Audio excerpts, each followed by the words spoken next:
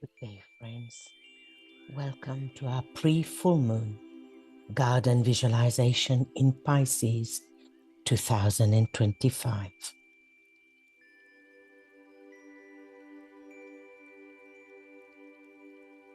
Let's continue to build our healing garden as a group at some point within the 12 hours prior to each full moon, as we've been instructed, meeting DK there and turning our garden into a shrine of consecration, and intending to offer our garden as a chalice to be poured in selfless service to humanity.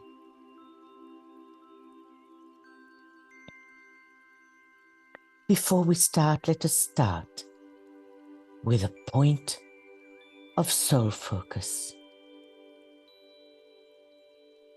Now raise your consciousness into the head, as high in the head as you can,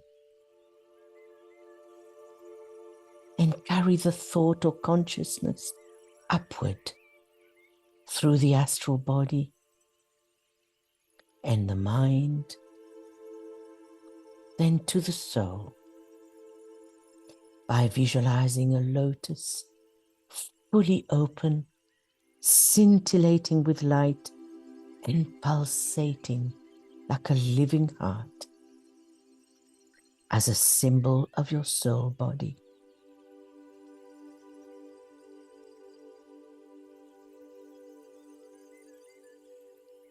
And now place yourself right in the center of your lotus,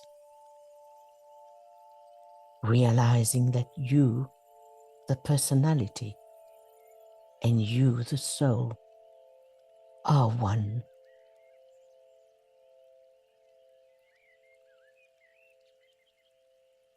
And from that point, definitely and consciously, assume the attitude of the observer as the soul, detached and objective, and observe your personality below. Visualize your etheric body and see energy flowing freely up and down the etheric spine. Now consciously throw soul energy down into the center at the base of the spine. You may use indigo blue light, the color of the ray of love, if you don't know the color of your soul ray.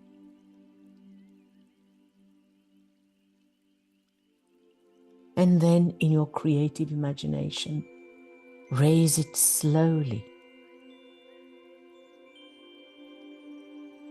up the 5 centers, along the etheric spine, then to the ajna, then to the crown, up into the soul body.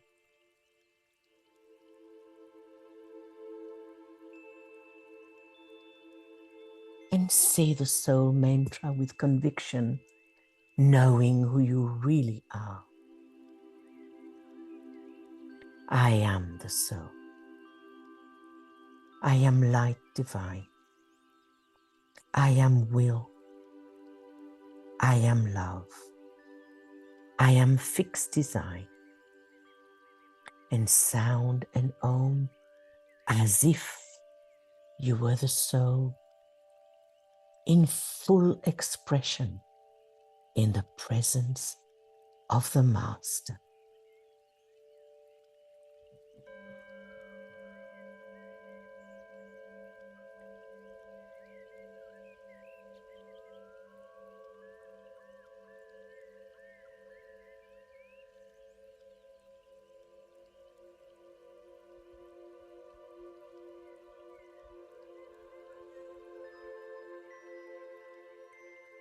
Now let's gather in our garden. At the entrance to our garden, we stroll through arches of climbing roses, Master KH favorite flowers, we are told. Clusters of flowers in abundance overhead, and choose the colors that you like.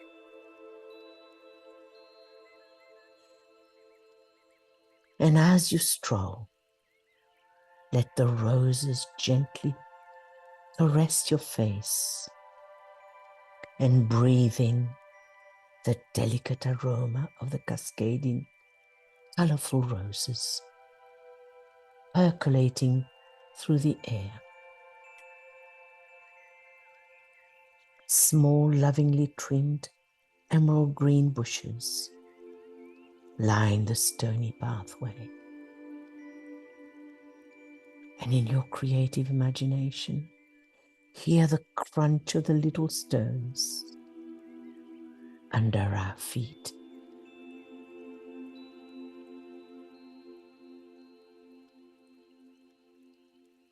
Along an embankment, at the end of the archway, there are rows and rows of flowers. Flowers of different hues and harmonizing tones of red, yellow, pink, white, green, orange, and magenta.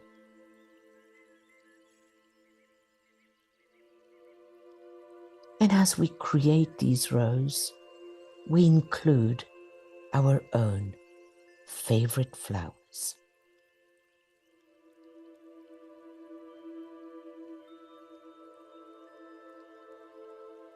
The blooms shed fresh petals on the path, creating a soft and cool carpet for us to walk on, releasing their individual fragrances as we step on them.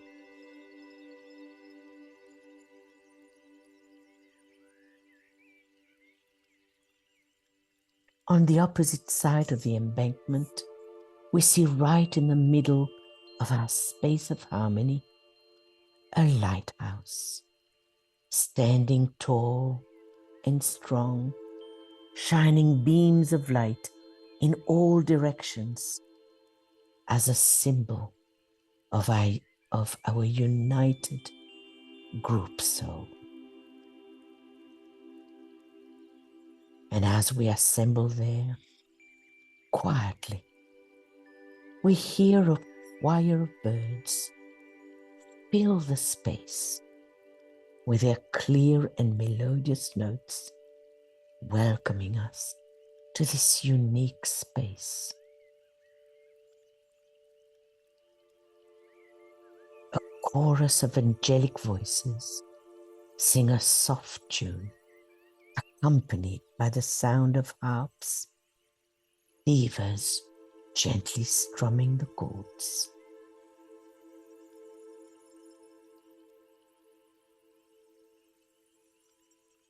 Sitting still around the lighthouse, we feel the gentle warmth of the rays of the sun. Feel that warmth touching your forehead, your face, your chest, your back, warming you from the inside.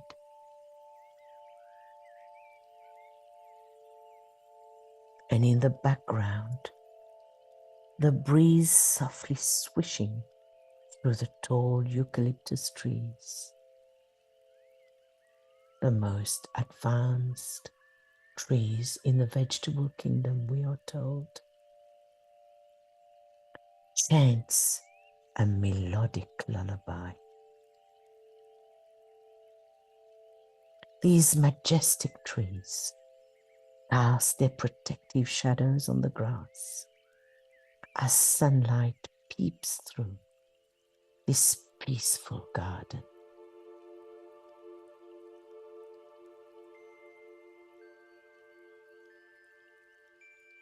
Around the lighthouse, we see a large, quiet pool of crystal clear waters. Flowing from the pool, we see rivulets as we hear the gentle trickle of water. We also see 3 wider streams of golden water flowing steadily. Across them are curved wooden bridges.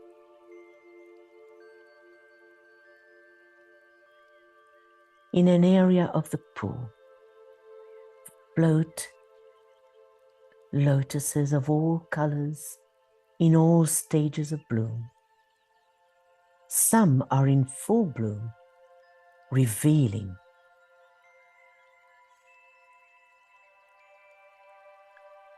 their gorgeous jewel, while others are just budding and barely showing their true color, all reflecting their light in the healing waters.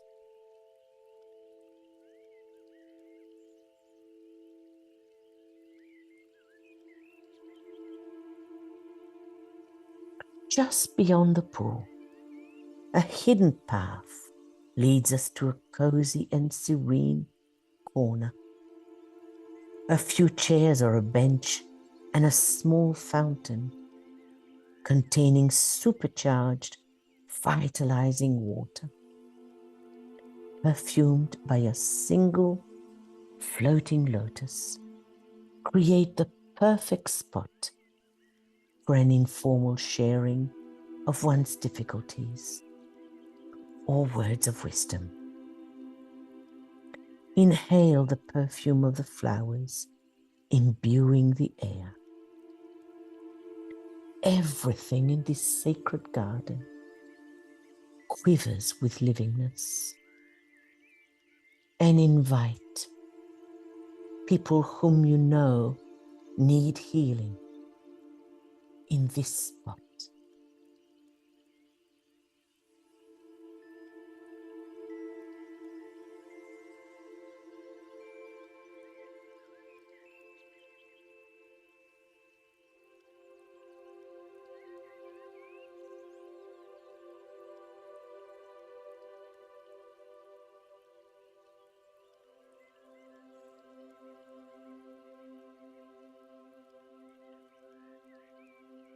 In the distance, we hear the soothing sound of water, and we follow it. We come to a tranquil pool where cascading water gently hugs rocks as it joyfully spills in a blue pool, while bubbles of spray ricochet spiritedly in the air. Lush ferns alongside the rocks, draping in the water, enhance the serenity of the place, while the fiery brilliance of the orange and red leaves of surrounding trees brings warmth and invigorating energy to the area.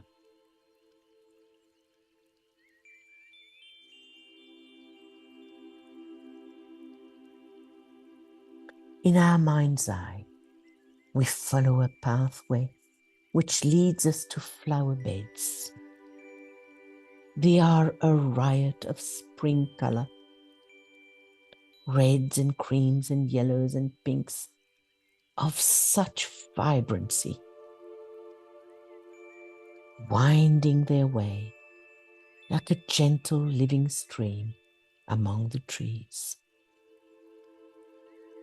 A row of violet flowers on either side of the meandering bed happily follows the path of the flowers as they release their subtle perfume.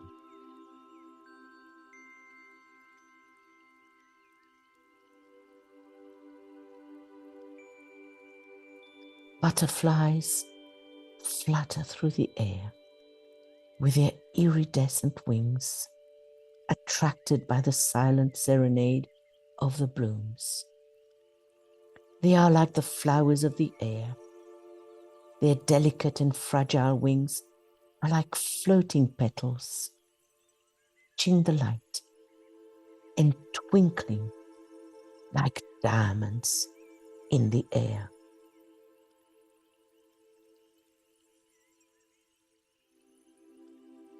While buzzing bees surf the open spaces from flower to flower, seeking pollen, which looks like scintillating bright golden pixie dust.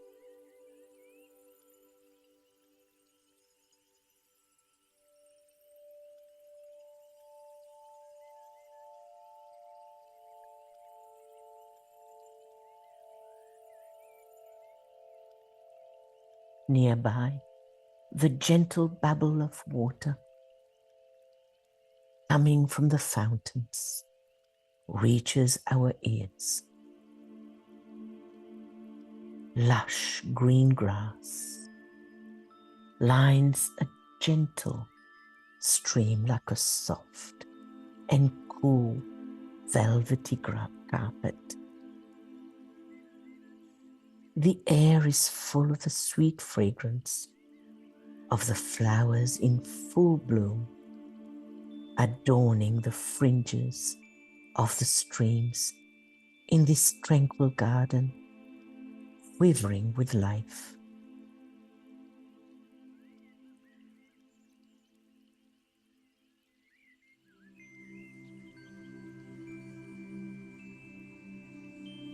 This garden that we've just created is our garden, our group garden. But let's take a moment to add a little corner which has our individual touch. Add the colors, the unique features and flora of your own country that you'd like to blossom in this sacred space.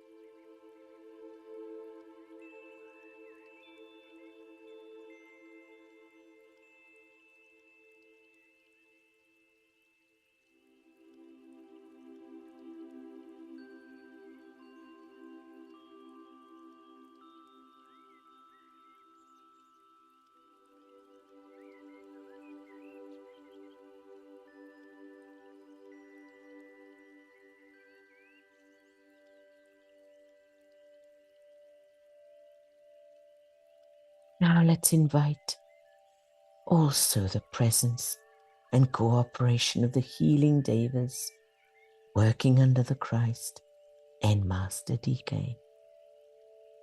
Visualize them in our garden, enlivening it with their magnetism and vitality.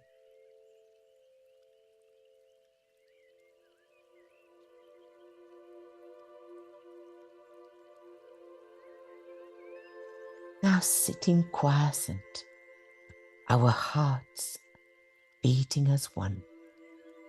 Let's link up with each other as we say the healer's mantra aloud together.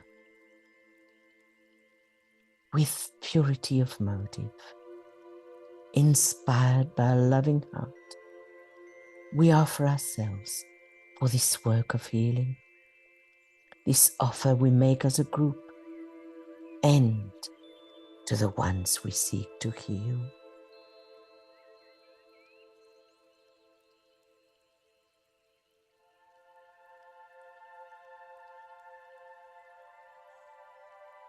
We close our outer eyes while we open our inner eyes, endeavoring to hold our mind unwaveringly in the group light. We know that Master DK too stands steady, endeavoring to lift us up into a higher state of consciousness. We are now receptive to Master DK's radiant energy.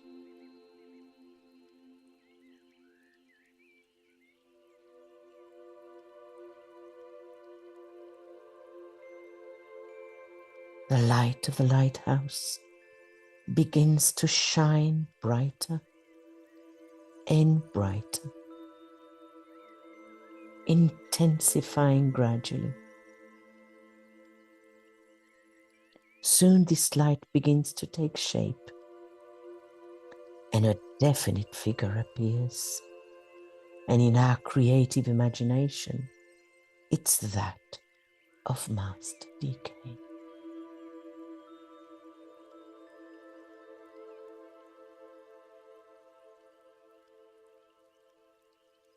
Let us then be impressed by powerful waves of cosmic love emanating from Master DK at the summit of our lighthouse, streaming through our harmonious group, irradiating the garden around us and imbuing us with a water of life and love.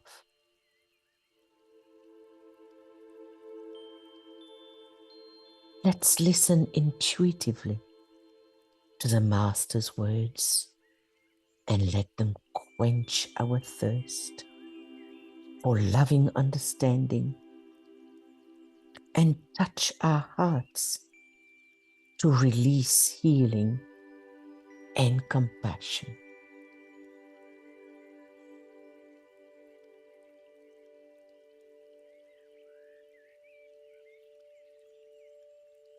In Pisces, we have the fusion or blending of soul and form as far as man is concerned, producing the manifestation of the incarnated Christ and the perfected individual soul.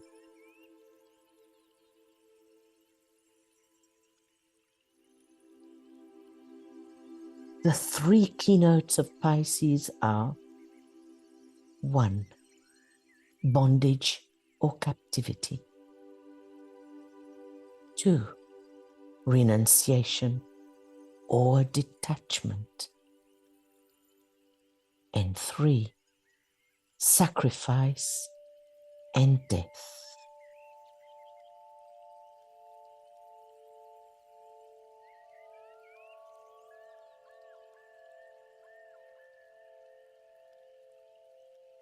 In the first cycle of experience upon the wheel, the soul itself is in captivity to substance. It has come down into the prison house of matter and linked itself to form.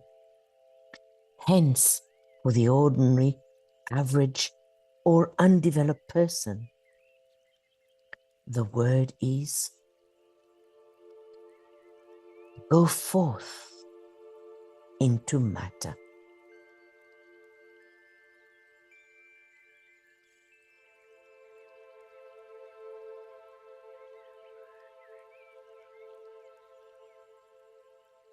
Hence the symbol of Pisces of the two fishes linked together by a band. One fish stands for the soul and the other for the personality or the form nature. And between them is to be found the thread or sutratma, the silver cord which keeps them bound to each other throughout the cycle of manifested life.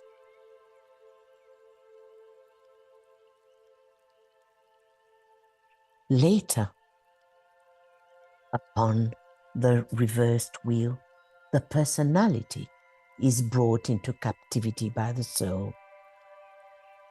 The dual bondage is brought to an end, by the final death, when the complete release of the life aspect from the life of form takes place.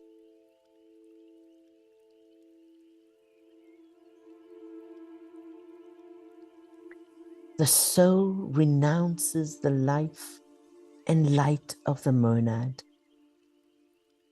its source symbolized by the words the Father's home, and descends into the ocean of matter.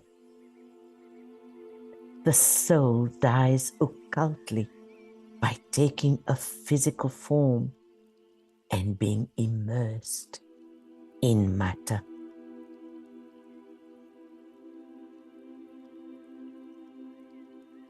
Then, upon the reversal of the wheel, it proceeds to detach itself from the personality and reattach itself in consciousness to the one who sent it forth. Such is the climaxing story of Pisces.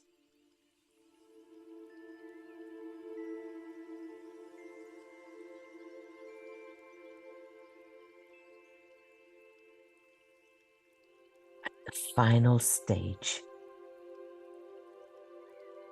Pisces stands for the death of the personality and the release of the soul from captivity and its return into the task of the world Savior. Hence, the word for the soul is I leave the Father's home, and turning back, I save.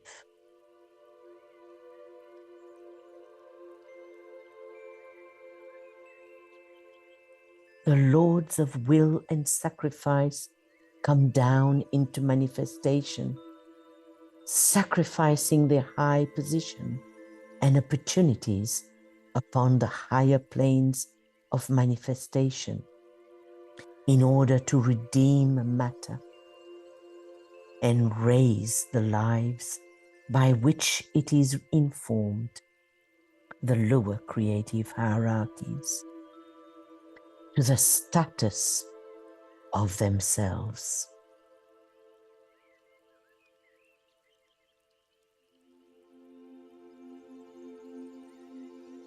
This is the subjective purpose underlying the sacrifice of these divine lives, who are ourselves essentially, who are qualified by knowledge, love, and will, and animated by ceaseless, persevering devotion.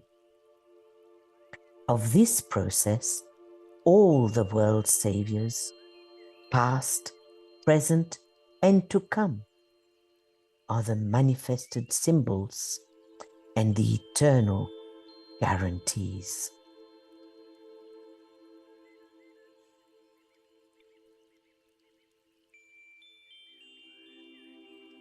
The life of service and the directed intention to serve constitutes a scientific mode of achieving release. In Aquarius, the sign of world service, the lesson is finally learned, which produces the world's savior in Pisces. Hence, DK tells us, my constant emphasis upon service.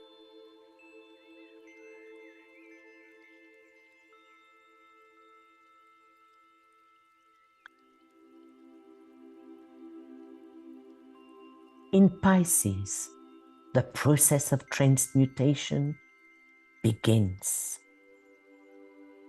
It is in this dual sign that the imprisoned soul and the personality enter into that process that will transmute. First, the lower nature into higher manifestation. Second, the lower psychical powers into the higher spiritual faculties. Third, spiritual and mental inhibition into soul expression and mental sensitivity. Fourth, devotion to the needs of the self into developed devotion and response to the needs of humanity.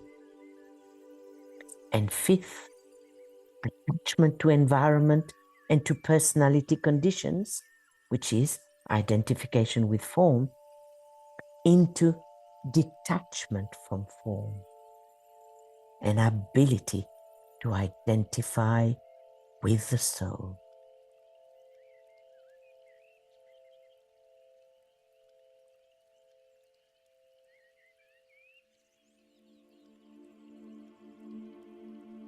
Why? Because Pisces transmits the ray of love. This force love, when rightly directed and properly controlled, is the great transmuting agency, which eventually will make of the human unit a master of the wisdom, a lord of love, a dragon of wisdom in lesser degree.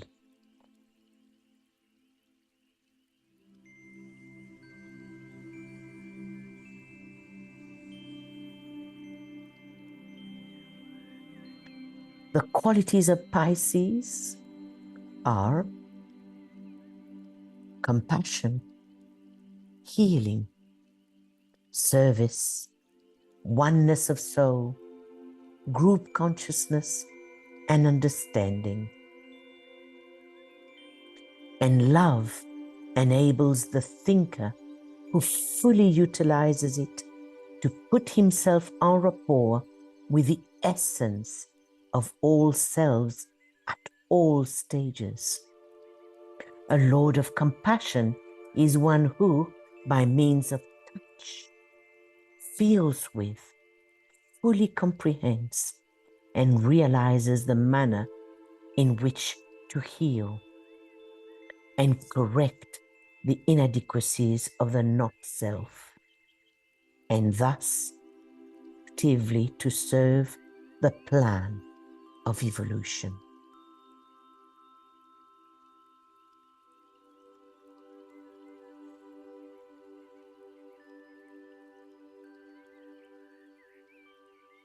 The second sense of touch is preeminently the sense of very, very great importance in this, the second solar system, a system of astral Buddhic consciousness, and its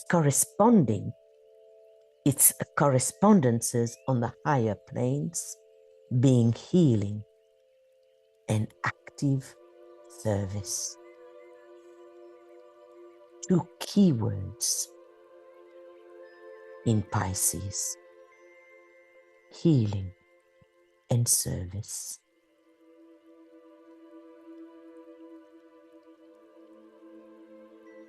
What are the two major rays flowing through Pisces?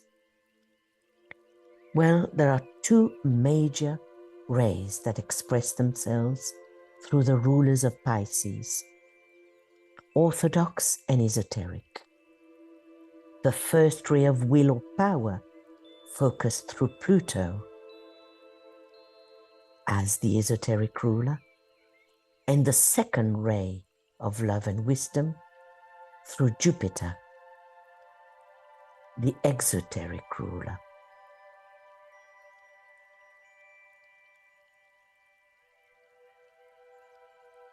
Ray 1, the esoteric ruler, Pluto, severs ties binding the pairs. Through Pluto, under the destroying power of death, death of desire, death of the personality, and of all which holds him between the pairs of opposites, in order to achieve the final liberation. Pluto or death never destroys the consciousness aspect. The band uniting the two fishes is in process of dissolution. For part of the work of Pluto is to cut the thread which binds the two opposing lives together.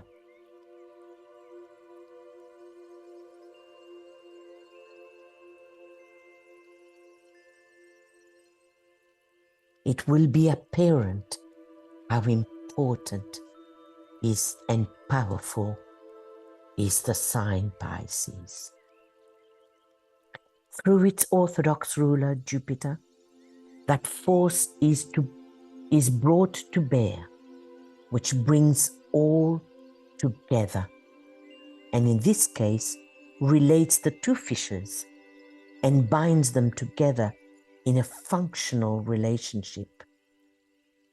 It is the activity, consequently, of the secondary force which relates soul and form and brings the two together. And this magnetic potency is peculiarly descriptive of the activity of Pisces.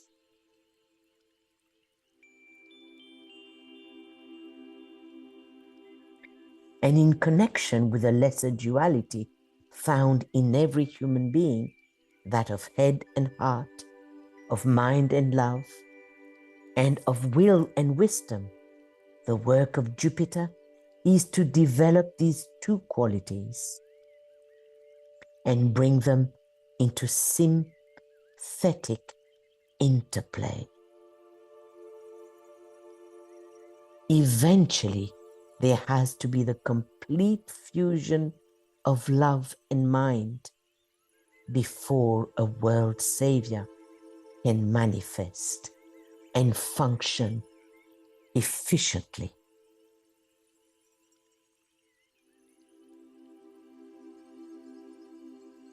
Neptune is known esoterically as the initiator.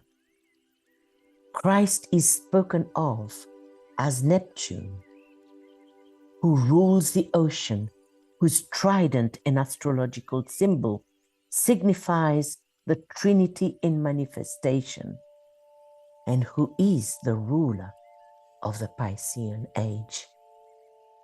And the formula runs as follows, speaking esoterically.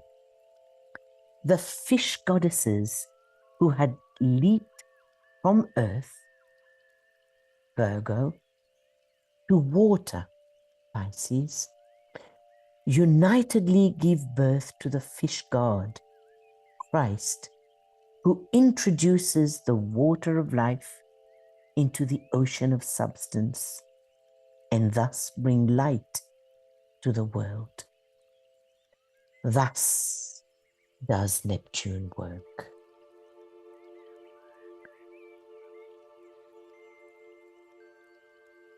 Neptune focuses the influence of Pisces as it concerns humanity as a whole, and not just the individual man. But this only takes place towards the final stages of the path of discipleship. And today we are told humanity is moving rapidly towards the position of the world disciple.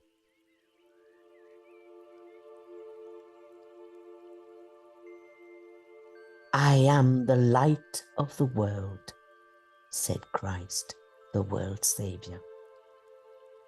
In Pisces, the sign of world saviors, shines forth the light of the world. This is the light, revealing the light of life itself. It ends forever the darkness of matter, and a study of light in all the signs reveal the symbolic story of the irradiation of matter, of the growth of the light body within the macrocosm and the microcosm, and finally make clear the purpose of the Logos.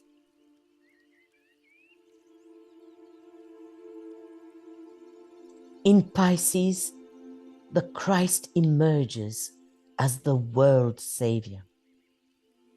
You have the whole story of unity brought about by the life and the will of the second ray, producing the emergence of the Christ consciousness and the appearing in objectivity of the Christ principle.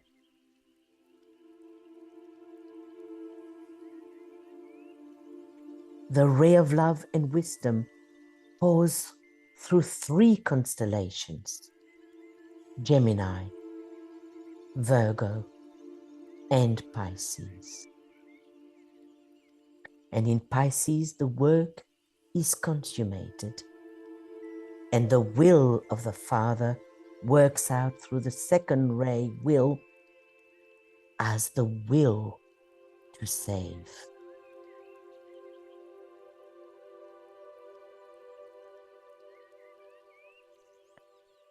The new group of world servers, and in particular healers, are world saviors.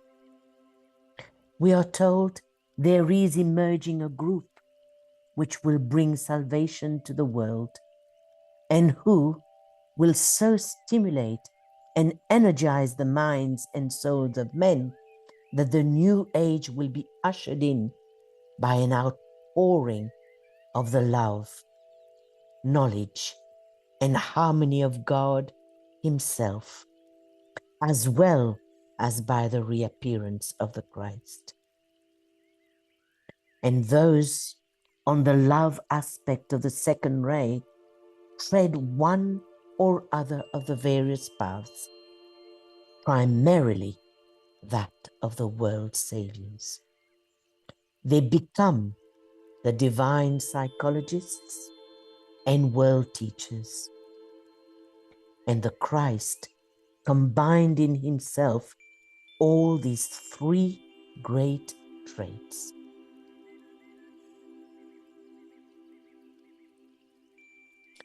The basic sacrifice which the planetary Logos made was when he decided to incarnate or enter into the form of this planet. And this was from pure choice, motivated by his fixed determination to function as the savior of the planet, in the same sense as the world saviors come forth for the salvaging of humanity. Sanat Kumara is the prototype of all world saviors.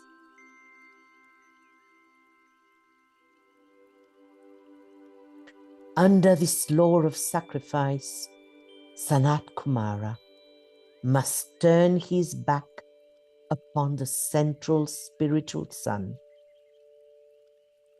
and with the light of his countenance irradiate the path of the prisoners of the planet.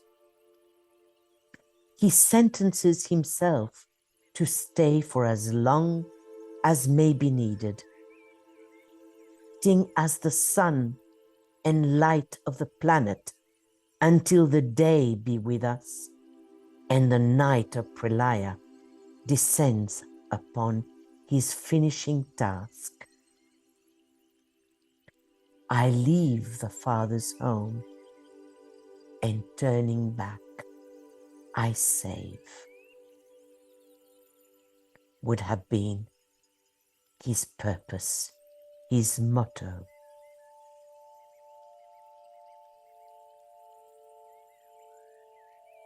And this law of sacrifice means also salvage and underlies all the evolutionary processes.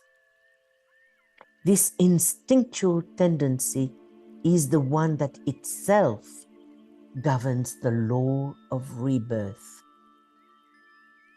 This urge to sacrifice, to relinquish this for that, to choose one way or line of conduct and thus sacrifice another way, to lose in order eventually to gain. Such is the underlying story of evolution.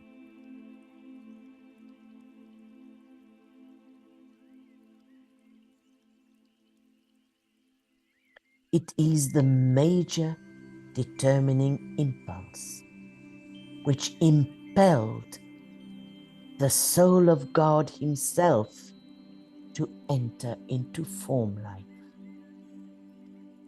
It is a governing principle of life itself and runs like a golden pattern of beauty through the dark materials of which human history is constructed. When this urge to sacrifice in order to win, gain, or salvage that which is deemed desirable is understood, then the whole clue to men's unfoldment will stand revealed.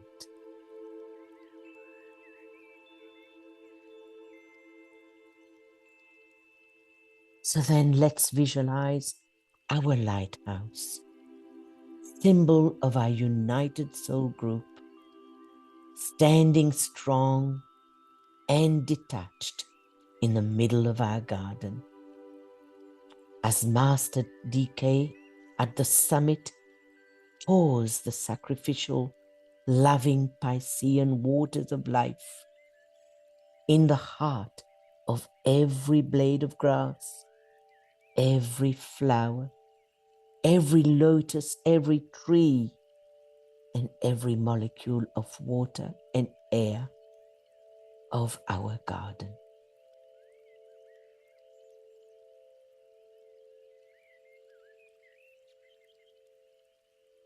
Let's now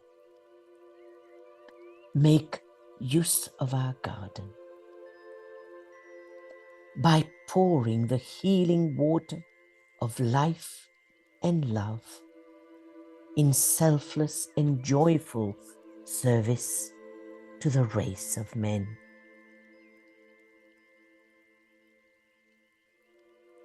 By visualizing the flow of unconditional love or the will to good emanating from the triangle, the avatar of synthesis, the spirit of peace, and the Lord Buddha, powering the Christ at the center. Superimpose the radiating triangle on another triangle consisting of the Christ, Master DK, and our soul group. See these two triangles fuse, merge, and blend to form one powerful and radiating triangle.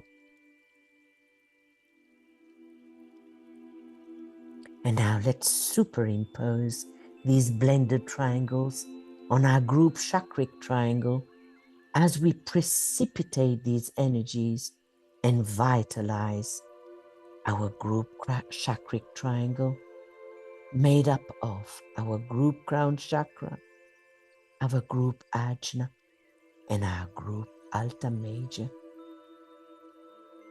And again, see these triangles fusing, merging, blending to form one radiant triangle.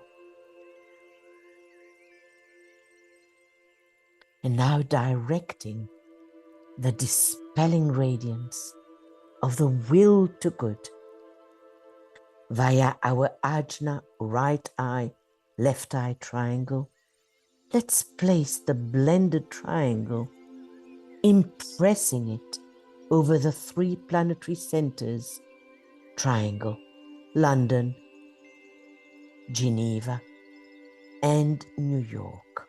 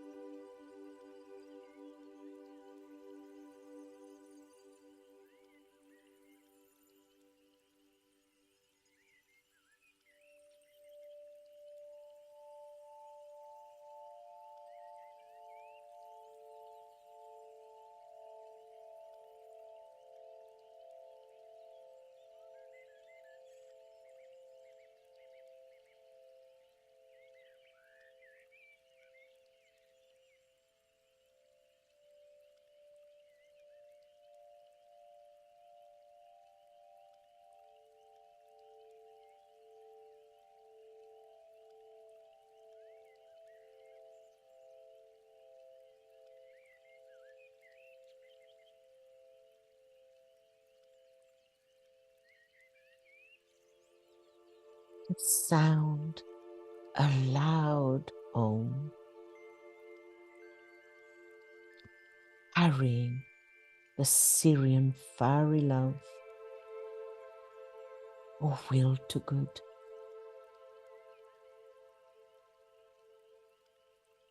As we direct it via the three planetary centers from the heart towards the heart of humanity. Let's picture ourselves with a whole hierarchy behind us, sounding that Om,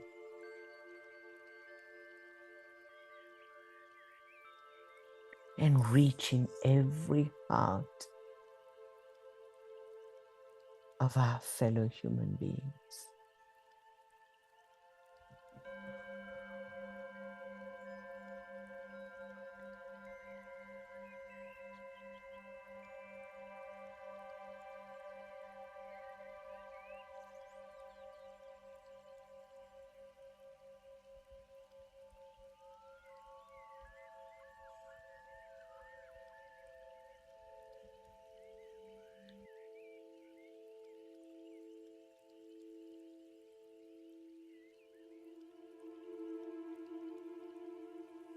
And now let us say the healer's mantra slowly and deliberately as we know the results.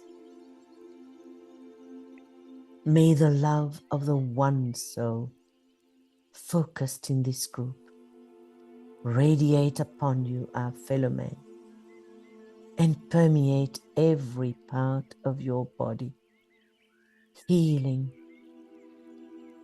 soothing, strengthening, and dissipating all that hinders service and good health. And may they work as saviors of the seeds of life within all forms and identify with the essence of all selves. And may their will serve humanity selflessly.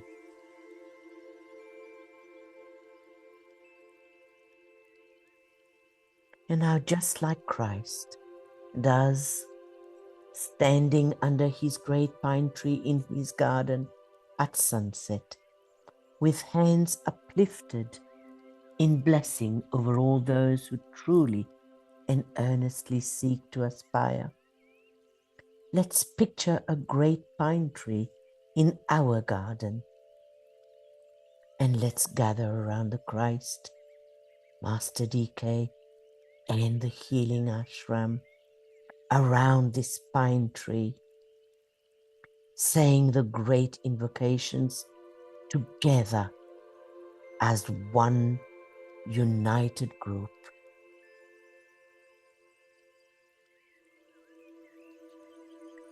So let's intone the powerful invocations as a group soul, saying them with intensity of feeling, in unison with hierarchy on the inner planes as we grasp their significance and believe that they embody the will of the planetary logos.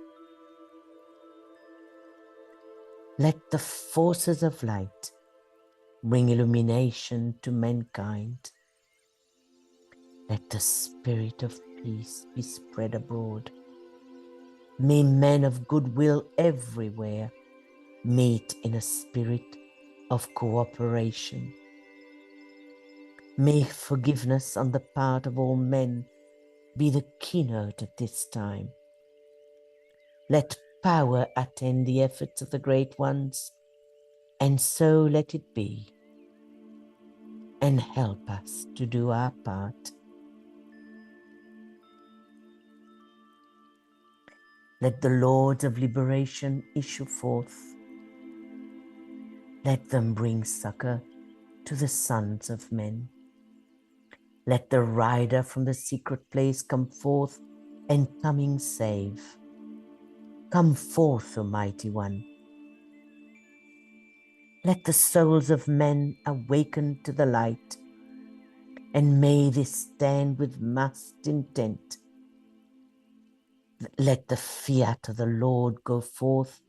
The end of woe has come. Come forth, O Mighty One. The hour of service of the saving force has now arrived. Let it be spread abroad, O Mighty One. Let light and love and power and death fulfill the purpose of the coming one. The will to save is here. The love to carry forth the work is widely spread abroad. The active aid of all who know the truth is also here. Come forth, O Mighty One, and blend these three. Construct a great defending wall. The rule of evil now must end.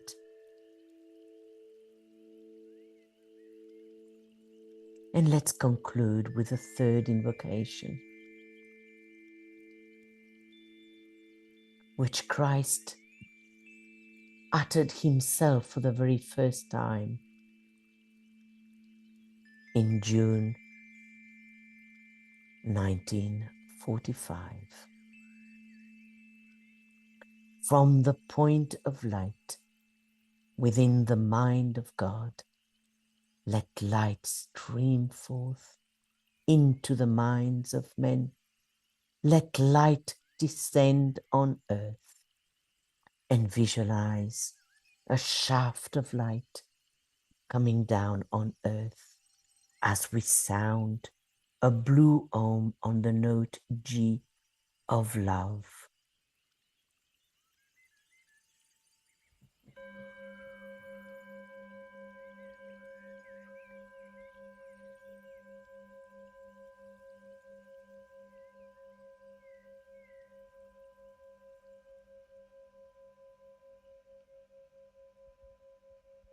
From the point of love within the heart of God, let love stream forth into the hearts of men. May Christ return to earth. And let's see a wave of unconditional love pouring down on earth as we sound a blue ohm.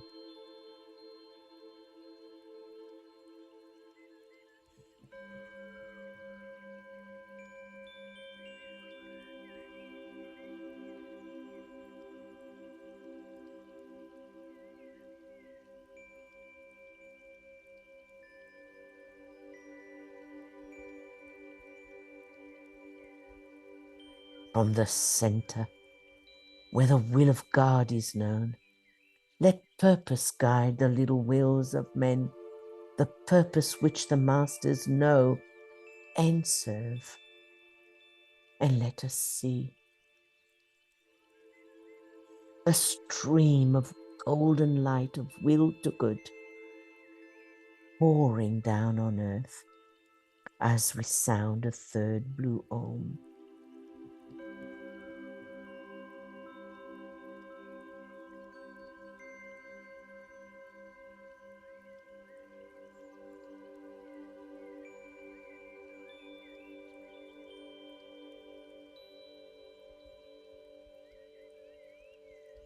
From the center, which we call the race of men, let the plan of love and light work out, and may it seal the door where evil dwells. Let light and love and power restore the plan on earth.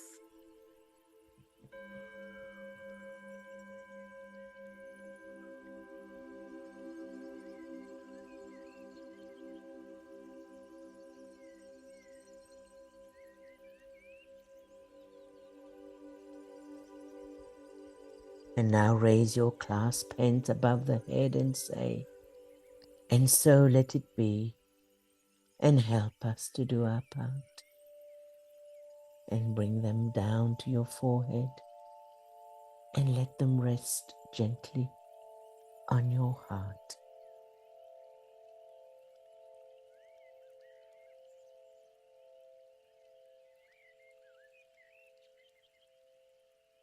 We know, O Lord of love, about the need. Touch our hearts anew with love, that we too may love and give. And may the light of the garden of our souls be on the inner plane, what the sun is to the gardens of the world. A place of healing, sacrifice, and compassion for many.